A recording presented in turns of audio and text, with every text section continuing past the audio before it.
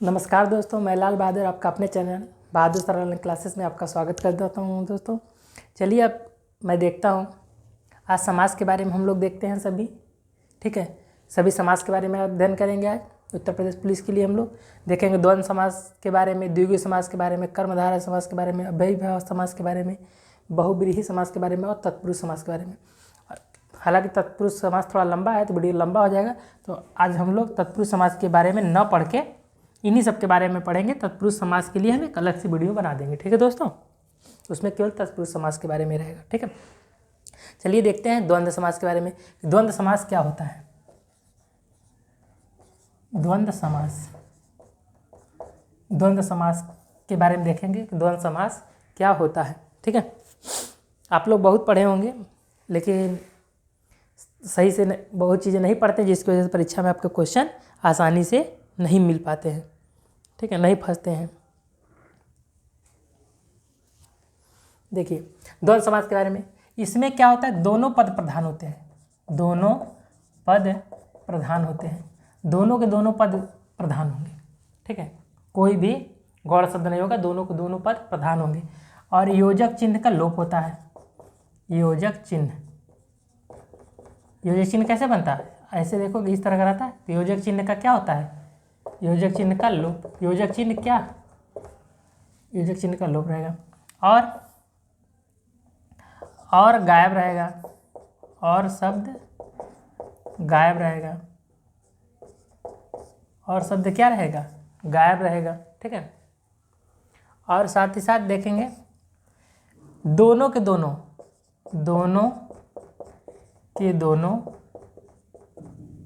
एक दूसरे के विलोम होंगे। एक दूसरे के विलोम, दोनों के दोनों एक दूसरे के क्या होंगे? विलोम।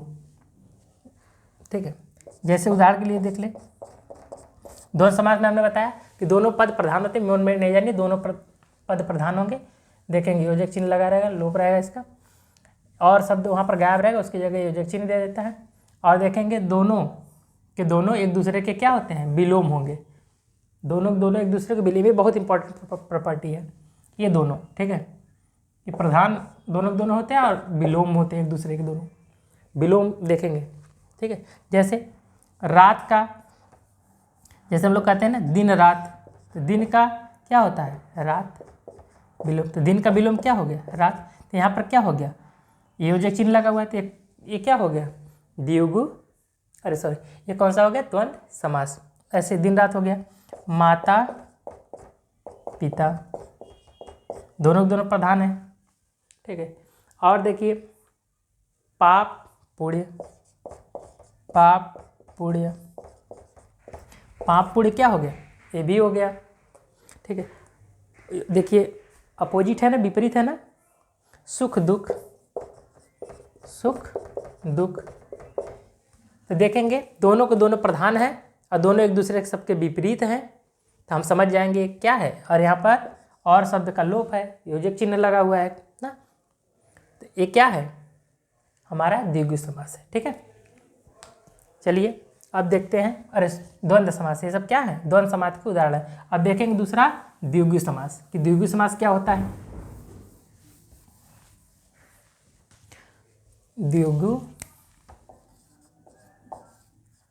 द्विगु समास, जिस समास का पहला अक्षर क्या, किसको बताए? अंक को बताए। जिस समास का पहला अक्षर जो है अंक को बताया, उसे हम लोग क्या कहते हैं? द्विगु समास। पहला जो अक्षर रहे वो किसको बताए? अंक को। अंक को, या इसी को कह सकते हैं संख्यात्मक मान को। जिस समास का पहला अक्षर अगर अंक को बता रहा है, अंक मतलब गिनती को बता रहा है, 0 से लेके अनंत तक की गिनती को बता रहा है, उसे हम लोग कहेंगे द्विगु समास। उस समास को हम लोग क्या कहेंगे? द्विगु समास। पहले पे अंक अगर आ रहा है तो देखिए, जैसे 9 रत्न हो गया, तो देखिए 9 का मतलब ये तो अंक हो गया, 1 2 3 4 5 6 8 ऐसे कुल होता है ना 9, तो 9 रत्न। इसका मतलब क्या है? 9 रत्नों को हम लोग क्या कहेंगे? 9 रत्नों का समूह। हमसे तो ये सब नहीं पूछा जाता, हम लोगों से पूछा जाता है नवरत्न में कौन सा समास है। तो देखेंगे पहला अंक, पहला शुरू से देखिए, पहला अंक मिल गया, पहले पे देखेंगे अगर अंक आ रहा है तो हम लोग क्या समझेंगे, द्विगु समास है। ऐसे देखेंगे चौराहा तो आ गया, चौ आ गया तो चौ मतलब 4, तिराहा, तिराहा मतलब ती का मतलब हो गया 3, ठीक है। ऐसे ही सप्त मंजिल, सप्त मंजिल, सप्त मतलब होगा 7, सप्त मंजिल। पंचरत्न, पंचरत्न, पंच तत्व, पंच तत्व देखिए कुल अंक क्या आ रहा है ना, दुअन्नी, दुअन्नी, दो आ गया, दो मतलब 2, अठन्नी, अठन्नी मतलब अठन्नी मतलब 8 मतलब 8 हो गया। तो जब पहला अंक, जो पहला जो पद है, जो पहला पद या पहला अक्षर, पद के ये अक्षर, पहला पद या अक्षर अगर अंक को बता रहा है तो वहाँ पर कौन सा समास होगा, द्विगु समास होगा। एग्जाम्पल देख के हम समझ सकते हैं, ठीक है। चलिए आगे देखते हैं, अव्ययी भाव के बारे में देखते हैं। अव्ययी भाव समास,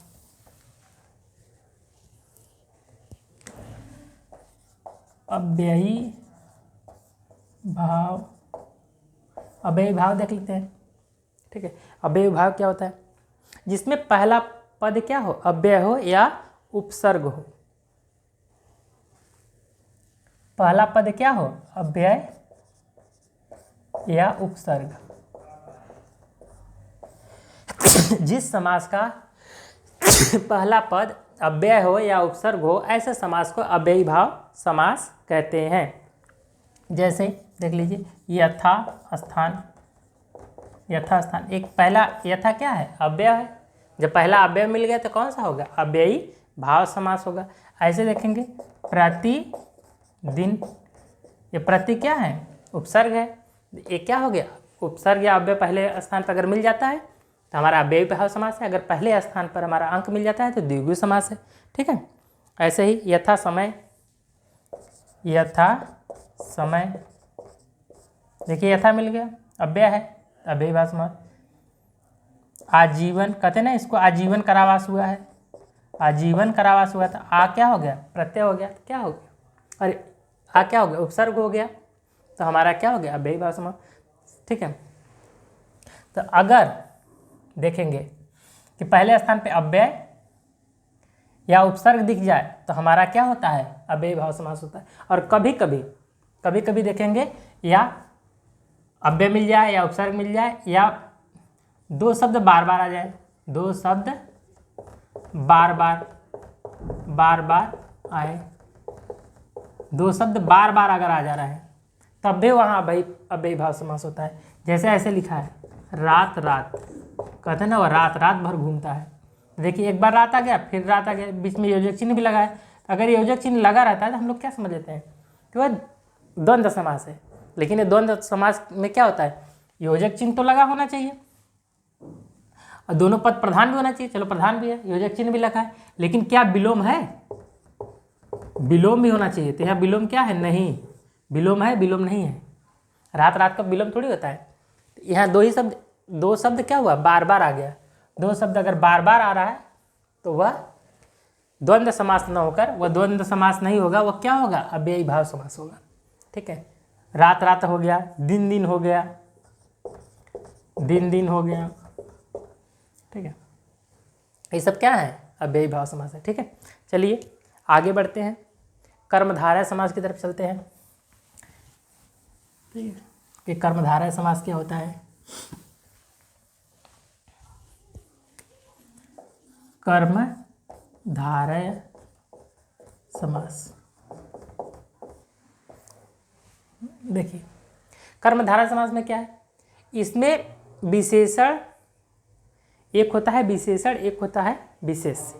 तो इसमें जो पहला पद होगा, पहला पद वो क्या होता है, विशेषण होता है, ठीक है।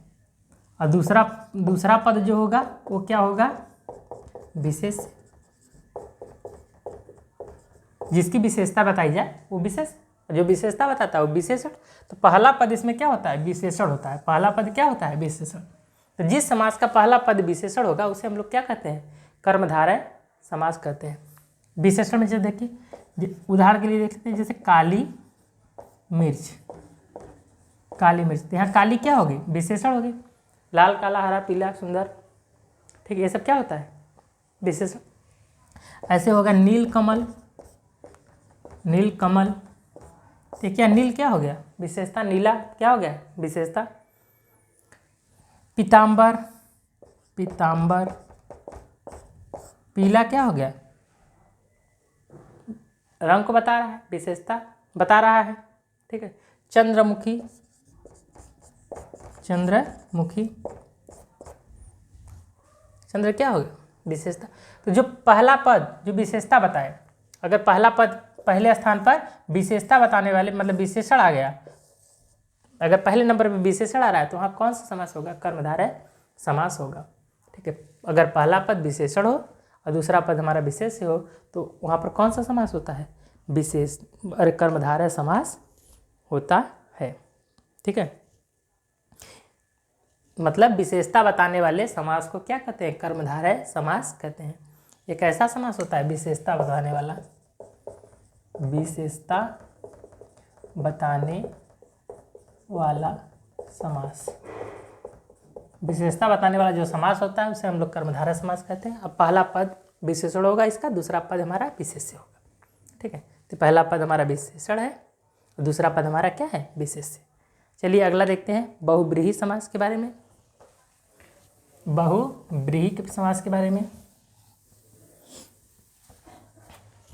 बहुब्रीहि समास,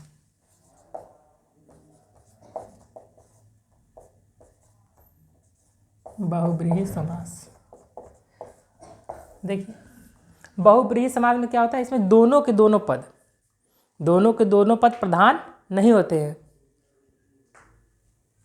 बल्कि दोनों के दोनों पद मिल के किसी तीसरे पद की ओर इशारा करते हैं या तीसरे का अर्थ देते हैं, ठीक है।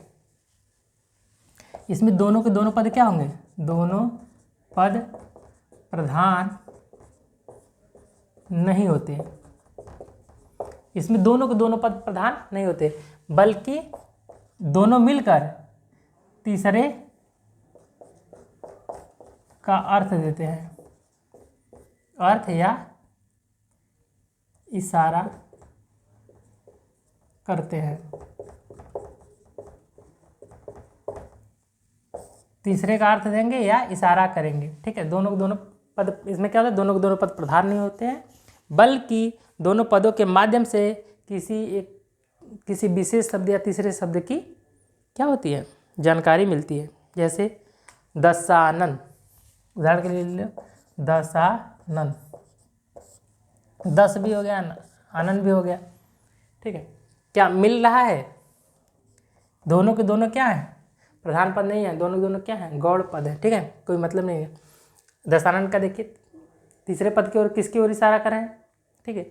दस है मुख जिसके, दशानन का मतलब दस है आनंद जिसके, आनंद जिसके, आनंद मतलब मुख, दस है आनंद जैसे मतलब दस है मुख जिसके, जिसके जैसे कौन, रावण की ओर इशारा कर रहा है, रावण को ही तो 10 सिर था 10 मुख था ना, उसी को तो दशानन कहते हैं। नीलकंठ, नीलकंठ, नीला है कंठ जिसका, नीला है कंठ जिसका, अर्थात अर्थात कौन बताइए, महादेव हो गए हमारे, शिव हो गए, नीला है कंठ जिसका अर्थात शिव या महादेव हमारे, ठीक है। गिरिधर, गिरिधर, गिरि को धारण करने वाला, गिरि मतलब पर्वत या पहाड़, ठीक है। गिरि को धारण करने वाला, एक उंगली पे ऐसे धारण कर लिए थे ना, गिरि मतलब पर्वत या पहाड़ को धारण करने वाला कौन, अर्थात श्री कृष्ण। ये किसकी तरफ इशारा कर रहे हैं, कि दोनों गौड़ शब्द हैं लेकिन किसी तीसरे शब्द की ओर इशारा कर रहे हैं। गिरिधर हो गया, और लंबोदर हो गया, लंबा है उधर जिसका, लंबा है उधर जिसका, अर्थात लंबा उधर मतलब पेट होता है, लंबा पेट किसका होता है बताइए, गणेश जी का। इनको क्या कर दिए, लंबोदर। ठीक है, ऐसे ऐसे तमाम शब्द हैं जिसको आप आसानी से दोस्तों जान सकते हैं कि कौन क्या है।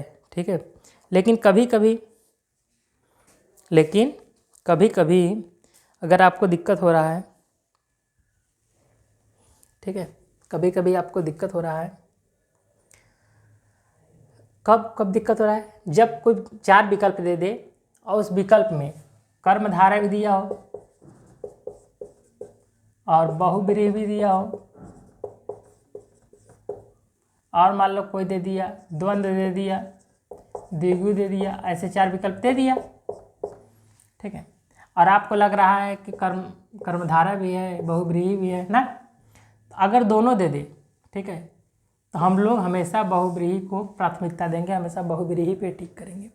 जब भी विकल्प में कर्मधारय या बहुब्रीहि दे दे, लगे कि द्विगु तो है नहीं, द्वंद्व तो है नहीं, जब द्विगु द्वंद्व या कोई दूसरा न रहे, खाली इन्हीं दोनों में से लगे कि ये सही है या ये सही है, तो वहाँ पर हमेशा हम लोग बहुब्रीहि टिक करेंगे दोस्तों, हमेशा बहुब्रीहि को प्राथमिकता देंगे। ठीक है, बात समझ में आया दोस्तों। चलिए इसी के साथ समाज से जुड़े ये सब बातें हम लोग ख़त्म करते हैं, और तत्पुरुष समाज का एक अलग वीडियो लेके आएंगे दोस्तों हम। ठीक है, उसमें हम लोग पढ़ेंगे अच्छे से तत्पुरुष कितने प्रकार के होते हैं और कौन कौन से उसके उदाहरण हैं, उसके बारे में हम लोग जानकारी लेंगे। अगर हमारा चैनल अच्छा लगे तो लाइक, सब्सक्राइब और शेयर करें। धन्यवाद।